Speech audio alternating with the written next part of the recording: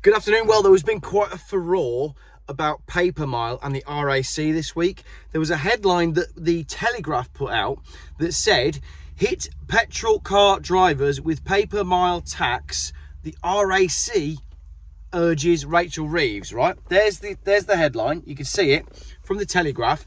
Now, that basically is implying that the RAC, the Royal Automobile Club, have urged Rachel Reeves to bring in pay per mile for petrol and diesel car drivers, right? That's exactly what the Telegraph was saying. Campaign group backed by the RAC says tax should be charged on all cars, not just EVs. So the Telegraph are using the RAC to legitimise a campaign to bring in pay per mile. Now, if you go a bit further into the Telegraph article, right, let's do this because the RAC have had to issue a rebuttal today. Rachel Reeves has been urged by one of the UK's largest transport campaign groups to introduce pay per mile road tax to help fund the shift to net zero, right? We know that all that is balls because I've done videos about it too in the last 2 weeks. The campaign for better transport, not the RAC, a 50-year-old lobby group for sustainable travel that is backed by the RAC, right? It's not the RAC. This is where everybody went wrong, myself included. So the headline was, hit petrol car drivers with pay per mile tax, RAC urges Reeves. So it made it seem like the RAC were pushing this forward. So I posted on my Facebook page saying, it was a screenshot of this exact article, and I said, are you with the RAC? Phone them, cancel, ask for your money back. Hashtag boycott the RAC. That post got 202 comments and 369 shares just on Facebook. It did almost the same on Twitter, and on that one, the RAC's official account was tagged, okay? Now, this actually generated a response from the RAC. If I go over to the rebuttal over here, the 5th of September at 3:46, so this is yesterday at 3:45 from the RAC's media centre. Clarification on RAC position regarding pay per mile taxation following inaccurate media report. Here it is, direct from the RAC themselves.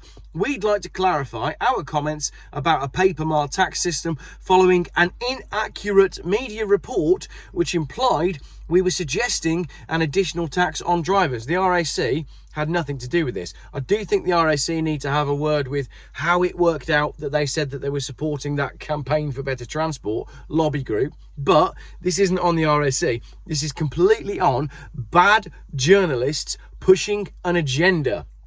As more electric vehicles come on the road, a replacement tax system will be needed to ensure the government doesn't lose too much money and that EVs pay for their use of the roads. Come on, RAC. You know that is balls. I demonstrated that it was balls just the other day.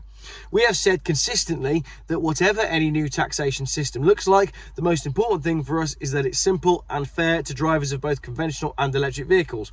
We don't want to see any additional taxation of drivers. Thank you very much to the RAC for not mincing your words in that sentence, if indeed the paragraph before was a little bit, come on, you could do more there. We'd also like to point out that fuel duty, currently 53p a litre, is already effectively a tax per mile for drivers of petrol and diesel vehicles. The only variable is how fuel efficient a car is.